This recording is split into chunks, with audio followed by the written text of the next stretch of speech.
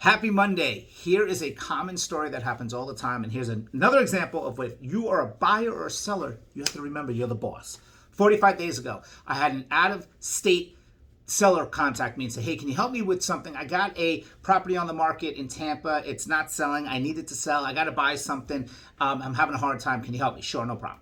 I do my due diligence. I just look at it and I give her some pointers. And one of the biggest problems is the way the house was marketed was for last year, like during COVID when everything was selling like super hotcakes. The other problem is, look, there's a lot of realtors that just got their licenses within that time frame, so they don't understand the 2017, 2010 market especially, right? They don't understand what it takes. So I was giving her pointers. I'm like, look, this is what you have to do. And why are you starting so high? And why are you doing these price reductions? Blah, blah, blah. No, this is what my agent said I have to do. And she said she can sell it within a week, and it's been, X amount of days already.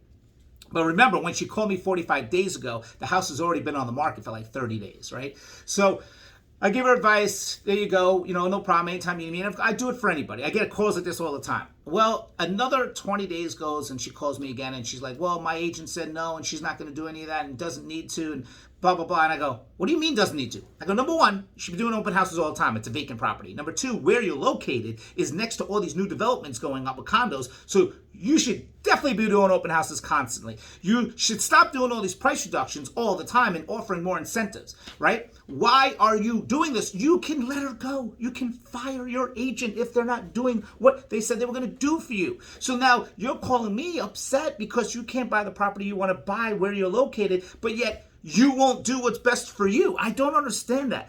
Buyers, sellers, do what's best for you. Stop feeling bad for this other person. If they're not doing what they said they were going to do, you got to cut ties, let them go, right? Because it's only hurting you and it's bringing down your money, right? Well, it's still on the market and the agent is still telling the seller, no, I don't have to do any of this stuff.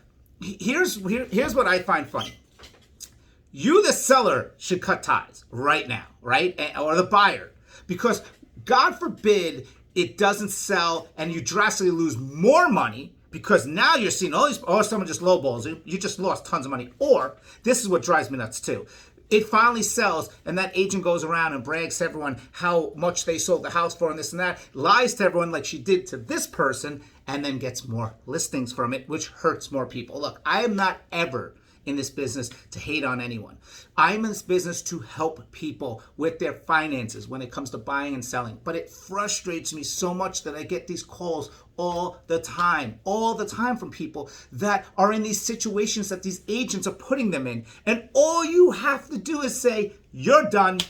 You lied to me. You're not doing what you said you were going to do. I'm out of here. That's it. It's all about you, okay? So if you ever have questions and you do want me to look at something for you, just call me, email me. I always answer my phone. I'm always doing videos, obviously. And again, this is a video just to tell you, buyers or sellers, that you are the boss. You are the one that makes the rules. You are the one that tell your agent what you want from them. And if they can't do what you want, they can't fill your needs, then let them go and find someone that can. I'm Karen. Happy Monday.